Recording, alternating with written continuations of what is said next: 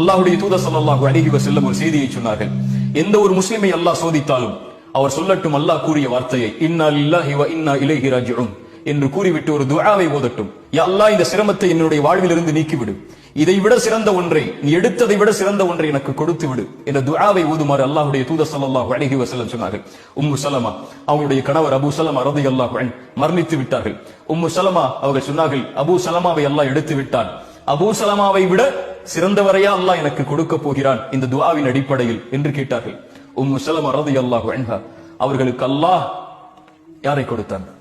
Abu சலமாவை விட சிறந்தவர் இந்த பூமியில் இல்லை என்று அவராக நினைத்தார்கள்.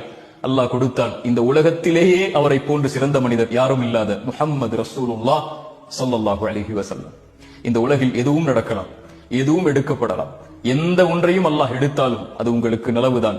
எந்த ஒன்றை அல்லாஹ் உங்களுக்கு கொடுத்தாலும் அதுவும் நலவுதான்.